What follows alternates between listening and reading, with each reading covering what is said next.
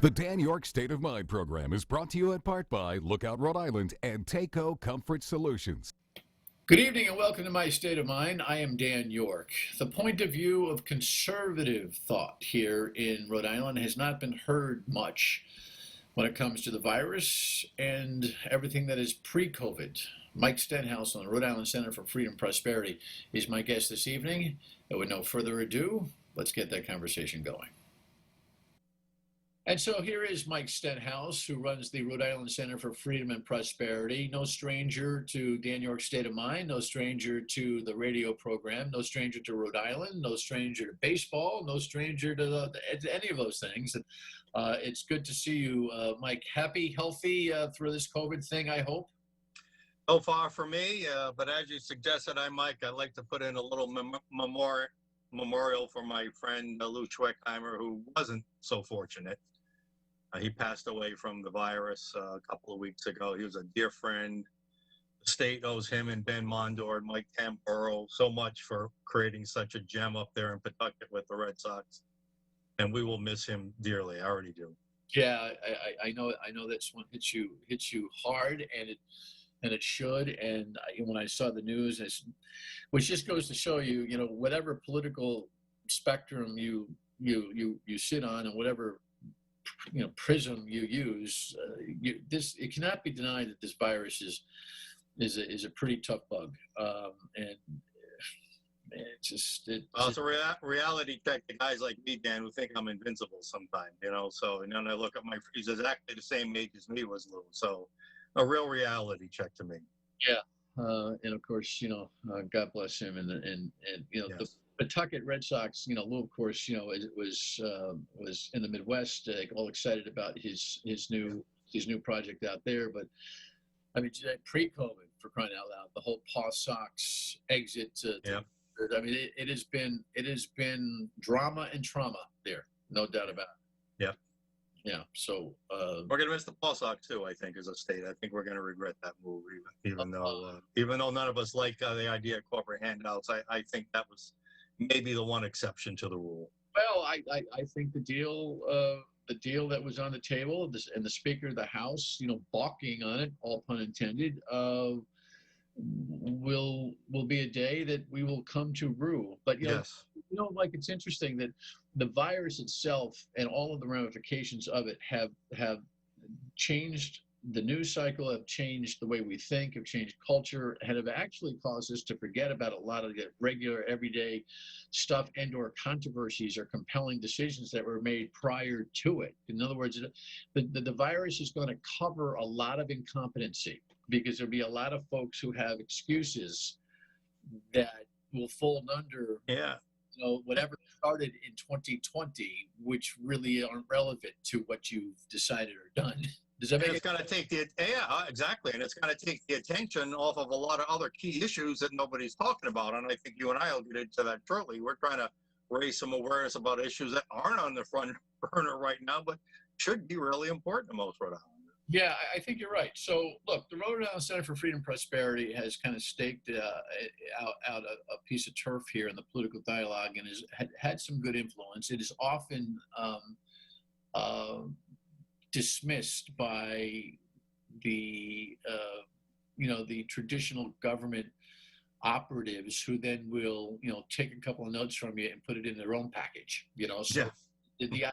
The center is not popular with the State House, but then again, that's a bar that nobody needs to climb anymore, because the State House shouldn't be popular with anybody, based on the idea the State House has put its head in the toilet and has decided that it's going to let Gina Raimondo run this thing all by herself for the most part. Horrible. Do you have any thought about just the general behavior of the General Assembly since this virus hit? Well, yeah, and I know you interviewed Judge Flanders when we came up with our Flanders Center, legal center brief that talked about how the General Assembly does have the power to end the state of emergency, to override crazy and inconsistent, arbitrary, non-data driven rules and regulations. But they've chosen to sit on their hands, to keep to the party line, not upset a fellow Democrat no matter what happens. And they have allowed, listen, we all care about the pandemic and our health, but there's no reason Rhode Island should be among the worst states in the nation when it comes to GDP loss, when it comes to job loss and job recovery. And we are there. And while everyone's giving praise to the governor, which I don't give because I think the nursing home was a terrible disaster, but economically it's been an absolute disaster what's happening to our state. And I was talking to I'm sure he won't mind me saying his name. I was talking to Alan Hassenfeld not too long ago, and he told me, Mike, when we get on the other side of the mountain, I don't think any of us are going to believe the economic carnage that we're going to see out there. And we haven't got there yet because we're still getting stimulus checks and there's more and there's all that. But pretty soon we're going to look over there and it's going to be a mess. Yeah, it's the conversation about overreach. I just wish that everybody would we talked with Joe Camarano, PC professor, last night. We talked about the political divide that was already in place prior to the COVID virus thing, and I just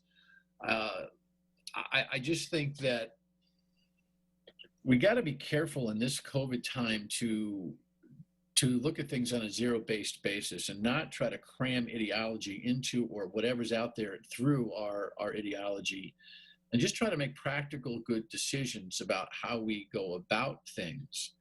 Do you feel like you're able to do that with the conservative mindset that the center has had and the influence that you've tried to exert on the state? Are you able to take a deep breath and look at government's response here locally and nationally from for lack of a better term, a zero-based point of view?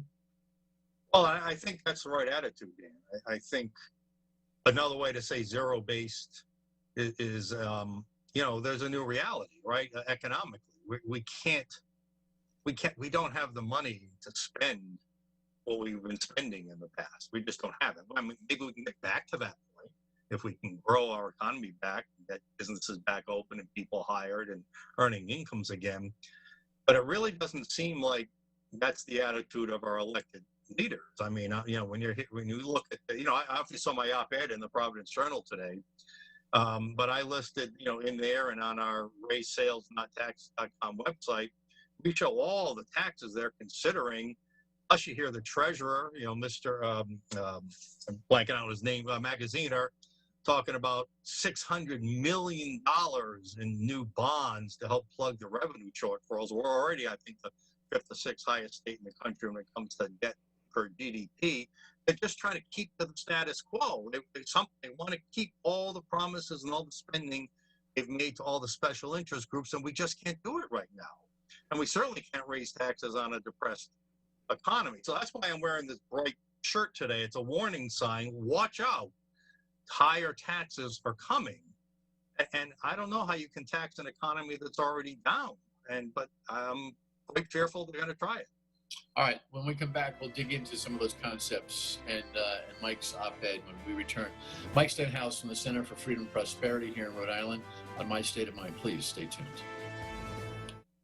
Welcome back to My State of Mind. Mike Stenhouse, who runs the Rhode Island Center for Freedom and Prosperity, my guest here. All right, let's dig in. Your op-ed piece and this link that you put up on your website, which is rifreedom.org. That's rifreedom.org. Talks about sailing versus raising taxes. Raise sales, not taxes. A little play on the ocean state, no doubt. Yep. What are you trying to say? Well, you can see we even have sails right in our logo there. That's a sail on our ocean. So, like we were saying before in the last segment, and as I lead off my op-ed, this is not the best of times, obviously, health-wise, economically. Therefore, it is the worst of times to raise taxes. But it looks like that's what our political leaders are aiming to do. And of course, they're going to do it in the dead of the night. They're going to come out with a budget bill that's going to do whatever it's going to do. I list in my op-ed all the things, all the new fees, all the new taxes that they're considering, even pausing the car tax phase out, plus the new debt that they're thinking of adding on to our state to plug these revenue shortfalls. And we're just saying, hey, if we ever want to get back to where everyone has the capacity, as our logo says, to have the capacity to buy a boat, whether you would or not, that's where we should be, right? And raising taxes is going to get us further from that symbolic goal. So that's the premise of the op-ed, and no one's talking about it right now. You know, we put out a report in May,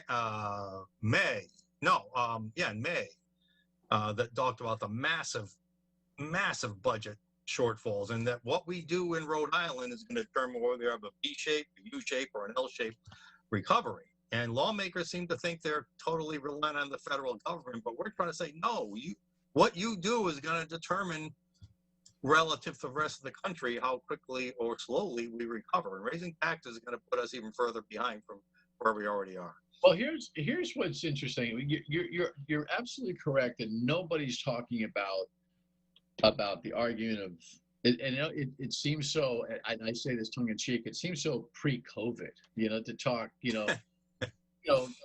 Oh, gosh, huh? Right, cutting taxes, raising taxes, lowering government costs, blah, blah, blah. Geez, it's so pre-COVID, but it really is still an underlying foundational conversation that we've got to have even during this whole thing. But we're still immersed in things of triage right now.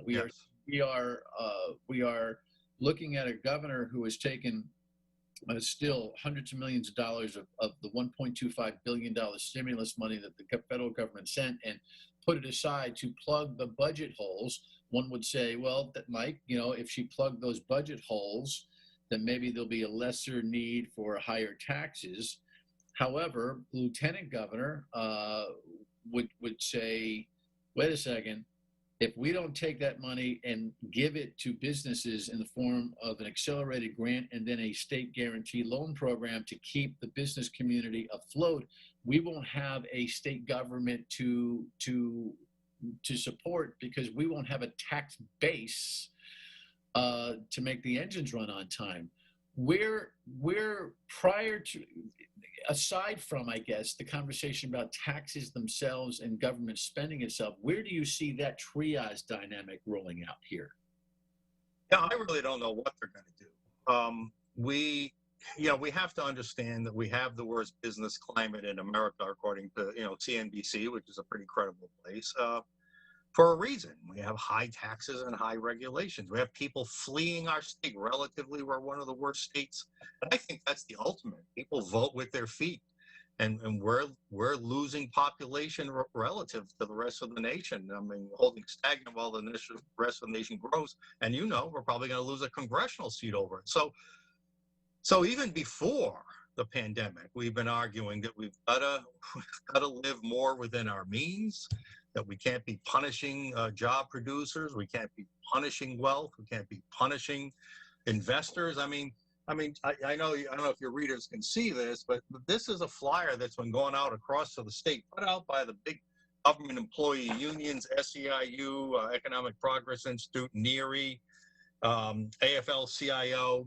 So and they're arguing for a wealth tax, and now we got to raise taxes to plug revenues, and that is so disingenuous. I'd love to comment on that. Yeah, well, do me a favor. Again, it's Zoom and it's the kind of TV. Let's go slow and take that and put it up on the screen again. Let me just take a peek at it, because that one hasn't caught my eye.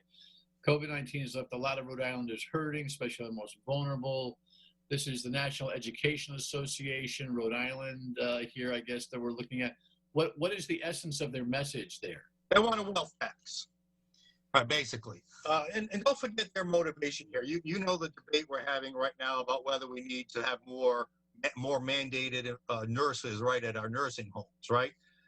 That issue and this issue are all about more government spending, because the unions understand, and it's been a dramatic shift in just the last 5 or 8 years.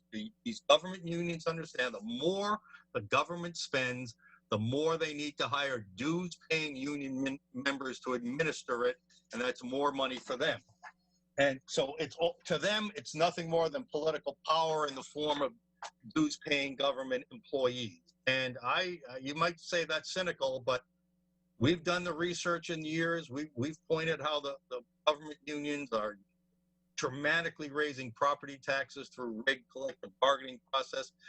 And our report we put out just 2 weeks ago about political spending shows how much unions are spending, not only on left-wing candidates and Democrat candidates, left-wing causes. And their influence are causing the high tax rates in this state.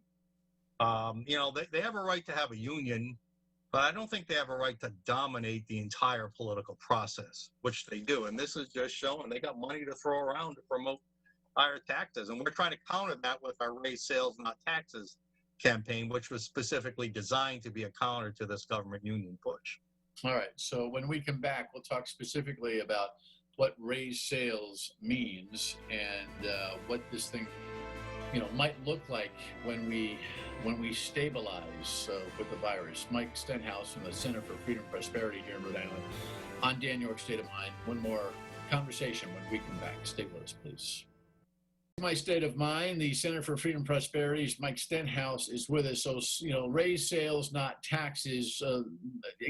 Be specific with me now. What are you exactly trying to say?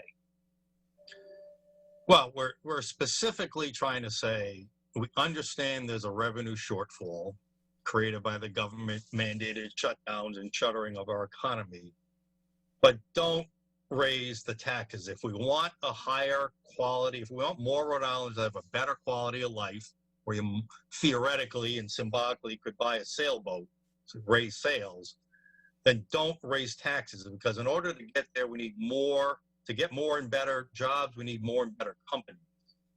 And raising taxes is going to hurt all of that. It really bugs me to hear the governor talk, I don't want to shut you down. I don't want to hurt the business community. I don't want to stop you from working or having a job. But yet she does all the things that perpetuate those very things. It just drives us insane. And to see now unions and progressive lawmakers getting behind this call for new taxes, we're down, and to have the government's boot even stomp further into our backs is going to be really, really bad for the state. What specific spending cut or cuts, plural, do you think are appropriate right now?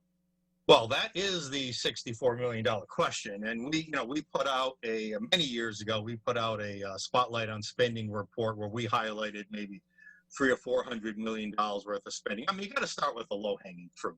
I can't prioritize all the spending of the budget, but obviously legislative grants has got to go. Obviously corporate welfare has got to go. We've probably got to cut down somewhat on our very generous welfare state. I know that will drive the left crazy, but we're just creating dependency, and that's not good for anyone. I think free college tuition has got to go. So some of these things, especially we've done, those are low-hanging fruit. That really won't hurt that many people. They're just giveaways to special interest groups. I can't tell you that I can find $600, $800 million off the top of my head. We hadn't taken it to that level, but that's what we elected these lawmakers to do, is to make those tough decisions. No. That's the problem. They don't want to make those decisions. No. They're never, in concept, yeah, sure, that's what we elected them to do. They're never going to do that. So if guys like you don't lay out line item by line item and have a debate on each one of them and actually make the calculation, you'll never influence this debate. Just the list you went down, the corporate, I've always argued the governor's winners and losers corporate aid program, I think is, that's her economic development. I think it's a terrible idea, in the long run. And there's a couple of things in there I agree with you on. I do see the reason why we'd want to help a lot of urban kids get to CCRI and elevate themselves so they become part of a workforce. So that one I might argue with you on. But unless you're ready to get into that battle of this, and this, don't think the General Assembly is going to take on the ownership of the concept of, cutting expenses. It's not going to. Well, I think the governor even indicated over the weekend that there's going to have to be some layoffs, obviously, from government workers. So that, that's part of it as well. There may have to be a little bit of debt involved. There may be a few dollars for first responders and federal bailouts, but this whole strategy of hoping and praying for federal bailouts, that's what we've been arguing against for months now. But no, we've got to get serious. We're going to have to go line for line through the budget. We're going to have to make those hard decisions. I honestly don't have the resources to fully understand all the line by line of the budget. It's just not as good as Justin Katz is. It's just not. And I would, so we haven't done that. Maybe we could, Dan. That might be a fair point you make. If you're going to make the one idea, you got to close the loop. Maybe we'll do that in the future. I just don't, and I don't even know how much time we have. I would have thought we'd have a budget by now. We didn't know how much time we had, right? But they just keep delaying this, and who knows when they're going to all of a sudden call everybody back, put it through, and it's all done within 3 days, right? They have a budget because they're waiting, because so at least the conceptual arguments are they're waiting for federal stimulus to get worked out in order to be able to form a budget. The governor's right. Current stimulus, not giving it to the business economy. So we're in this kind of like everyone's looking at everyone type of, and then the slow bleed. Yep. Of grants, that don't match up to what really need to be done, and no initiatives from a banking and loan basis, like a non-government solution. I mean, government can be a backup, but we just don't have to. It's crazy. I wish it was not as complicated as it is. The virus has certainly made it more complicated. What's your 30-second thought? You will certainly have a continuing dialogue with you, but what is your 30-second thought here about where we are right now, if you could, just to wrap up?